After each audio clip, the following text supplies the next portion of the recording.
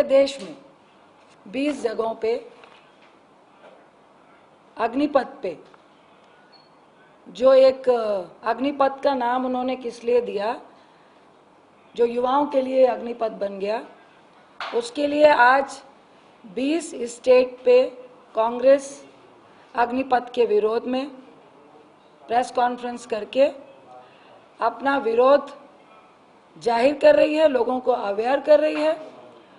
और जो युवा आज अग्निवीर से सिर्फ खफा ही नहीं है, गुस्से में है, क्रोधित है, दुखी है, जिस तरह उनके सपनों को तोड़ा गया है, हम उनके साथ खड़े हैं, कांग्रेस उनके साथ खड़ी है। आप कह सकते हैं हम 8-10 पॉइंट वाइज आपसे सिर्फ पॉइंटर्स देने आए हैं कि ये जो फरमान है, आप सबको मालूम है कि एक तुगलकी फरमान जारी होता है ऊपर से, और सारे लोग, सारे भक्त लग गए हैं अंधभक्ति में, ये दिखाने के लिए कि जो फरमान जारी हुआ है वो सही है। सबसे पहले हम लोग कांग्रेस अग्निपथ की जो बात युवाओं के साथ है, वो सबसे बड़ा विश्वासघात है। दूसरी बात, बीजेपी का नारा था 1 रैंक 1 पेंशन, नतीजा क्या निकला? No rank no pension. Congress ने संकल्प लिया है कि हम अपनी सेना को, फौज को किसी भी हालात में कमजोर नहीं होने देंगे। हम कोई भी समझौता अग्निपथ के लिए नहीं करेंगे। कांग्रेस का निर्णय है, जब तक अग्निपथ को वापस नहीं लिया जाता है, सरकार अपनी योजना को वापस नहीं लेती है, लगातार सत्याग्रह के माध्यम से, शांति के सत्याग्रह से कांग्रेस लगातार विरोध करेगी। और हम किसी भी संशोधन का, अमेंडमेंट की बात नहीं मानने वाले हैं। कांग्रेस अडिग है, युवाओं के साथ है कि सबसे पहले सरकार को अग्निपथ वापस लेना चाहिए, उसके बाद ही विचार विमर्श हो, एक्सपर्ट को बुलाएं, रिटायर्ड सेना के फौजियों को बुलाएं, ऑफिसर्स को बुलाएं, जितने भी रिटायर्ड ऑफिसर्स जो कह रहे हैं कि ये बहुत बड़ा बवंडर है, उन सबको बुलाएं। लेकिन पहला हमारा एक ही मांग है, अग्निपथ को वापस लिया जाए। हम इनकी बात कहने जाएंगे, पहले आप जीएसटी लाए, नोटबंदी लाए, आप किसानों का बिल लेकर आए, 16 करोड़ युवाओं को रोजगार देने की बात करी। और मुझे एक किस्सा याद आया जो मैंने पार्लियामेंट में ही कहा था।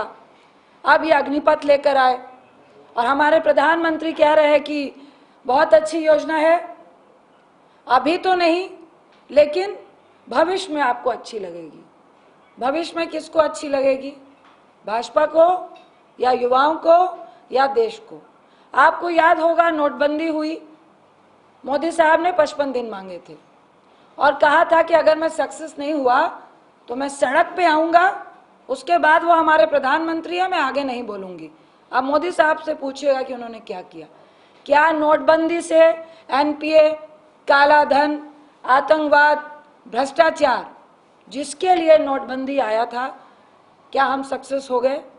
फिर आया किसान बिल, 700 किसान हमारे शहीद हो गए। आपको वापस लेना पड़ा बिल, लेकिन आपका अहंकार नहीं छूटा।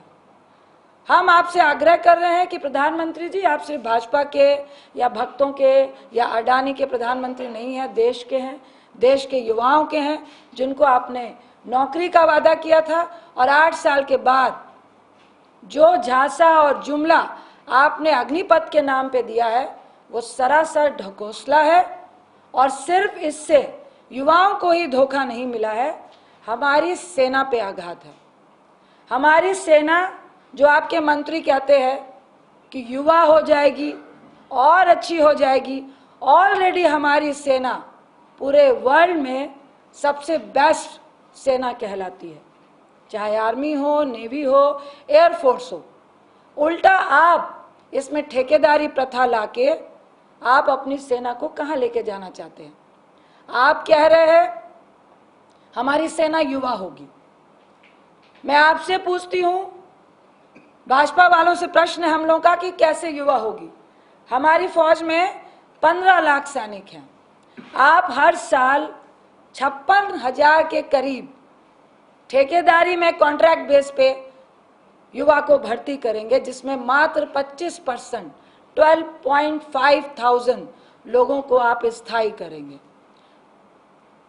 दूसरी तरफ लगभग 60 से 80,000 हर साल आप रिक्त पदों को भरते थे, जो 3 साल से भर नहीं रहे हैं। एक तरफ 46,000 में 12,500 सालाना लेने से हमारी सेना कैसे युवा होगी? और दूसरी तरफ परमानेंट रिक्त स्थान आप बंद कर रहे हैं, तो हमारी सेना कहां से युवा होगी?